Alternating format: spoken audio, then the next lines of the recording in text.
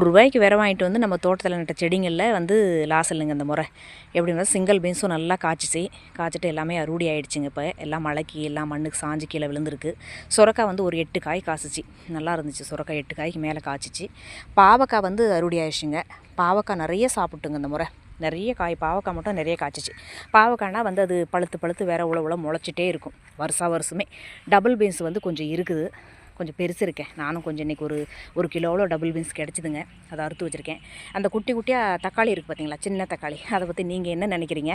அதாவது நாங்கள் சின்ன வயசில் அம்மா வந்து அந்த சின்ன தக்காளி பழத்தை நிறைய அறிய மாட்டாங்க. அது குட்டியாக தானே இருக்கும். நல்லா பொரிச்சு போட்டு நல்லா அழைச்சிட்டு பச்சை மிளகாய் போட்டு அப்படியே எண்ணெய் ஊற்றி நல்லா வணக்கி பூண்டெல்லாம் தட்டி போட்டு அதை சட்னி அரைச்சிட்டு அப்படியே மத்திலே கடைஞ்சிருவாங்க. சட்னி அரைக்கிறத விட மத்திலே கடைஞ்சிருவாங்க. கடைஞ்சி அப்படியே சாப்பாடு வச்சு கொடுத்தாங்கனாக்கா அவ்வளோ ஒரு ருசியாக இருக்குங்க சாப்பிட்றதுக்கு. நல்லாயிருக்கும். அந்த மாதிரி சாப்பாடு செஞ்சு கொடுப்பாங்க அம்மா. அந்த சின்ன தக்காளியை வச்சு சட்னி செஞ்சு சோறு செஞ்சு கொடுப்பாங்க. மண் தக்காளி கீரை கடைஞ்சி கொடுப்பாங்க.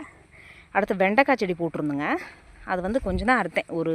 ஒரு கிலோ 1.5 கிலோவுக்கு தாங்க அறுத்தேன். வந்து இங்கே வந்து நிறைய தண்ணி நிற்கிறதுனால எல்லாம் பாலாயிடுச்சு. கொஞ்சம் காய் இருக்குது, அது விரைக்காட்டும் ஆகட்டும் அப்படின்னு சொல்லி காஞ்சி விரை வந்துச்சுன்னா போட்டுக்கலான்னு சொல்லி எடுத்து வைக்கலாம், அடுத்த முறைக்கு ஆகலான்னு சொல்லி போட்டிருக்கேங்க. சுரக்காய் வந்து மழை அதிகமானதுனால என்னமோ தெரியல, சில காய் வந்து அழுகி போயிடுது.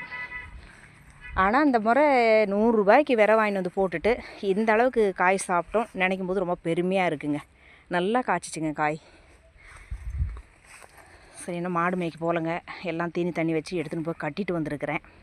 அடுத்ததான் இப்போ மதியம் கொஞ்சம் சாப்பிட்டு போய் அவங்களெல்லாம் திருப்பி மாற்றி கட்டி பார்த்துட்டு வரணுங்க. சரி, எல்லாம் காயும் அறுவடை ஆயிடுச்சே, மத்தியானத்துக்கு மேலே மழை ஸ்டார்ட் ஆகிடும், இருக்கிறத கொஞ்சம் எல்லாம் பெருசிடலாம் அப்படின்னு சொல்லி வந்தேங்க. காலையில் கூட 2 சுரக்காய் அறுத்தேன், நல்லா தான் இருந்துச்சு. மழை காலத்தில் வந்து எல்லாமே சில பேர் விளைஞ்சிருவாங்க வீட்டாண்டி. கத்திரிக்காய், தக்காளி, பச்சை மிளகா, வெண்டைக்காய், பீன்ஸு அப்படின்னு சொல்லி போட்டுருவாங்க. அந்த சைடில் போட்டிருக்கேங்க. எலுமிச்சம்பழம் செடி போட்டிருக்கேன். அதோட கதை ஒரு நாளைக்கு நான் சொல்கிறேங்க. வெயில் காலத்தில் சர்பத் போட்டு குடிச்சிட்டு அந்த விரையை தூக்கி கொட்டிட்டேன். அது நல்லா முளைச்சி எவ்வளோ பெரிய செடியாகி இப்போ காய் வச்சுட்டு இருக்காங்க. ஒரு 5-6 காய் வச்சுருந்தாங்க. 2 காய் வந்து சாமிக்கு பொறிச்சிட்டேன். இன்னும் ஒரு 3 காய் இருக்குது, அது இன்னும் பழுக்கலை. எலுமிச்சம்பழம் நல்லா பெரிய செடியாக இருக்காங்க. 2 பேர் இருக்காங்க. ஒரு செடி வளர்க்குறதுல எனக்கு அவ்வளோ ஒரு சந்தோஷங்க. எந்த செடியாக இருந்தாலும் சரி, அதை நட்டு வைக்கலாம், இதை நட்டு வைக்கலாம் அப்படின்னு சொல்லி ஆசை. ஒரு கறியாப்பிலை செடி வளர்க்க ரொம்ப கஷ்டப்பட்டேன். இப்போ ஓரளவுக்கு அவங்களும் வளர்ந்து வந்திருக்காங்க.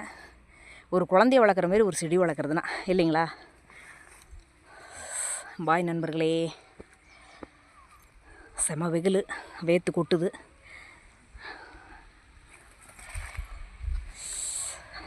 தோட்டம்னா வேஸ்ட்டாக இருக்கிறது. பக்கத்தில் இடங்க வேறு ஒருத்தர் இடம், அதில் தாங்க போட்டிருக்கேன். நமக்கெல்லாம் தோட்டம் துறவெல்லாம் இல்லைங்க, அந்த அளவுக்கு வசதியெல்லாம் நமக்கு இல்லைங்க.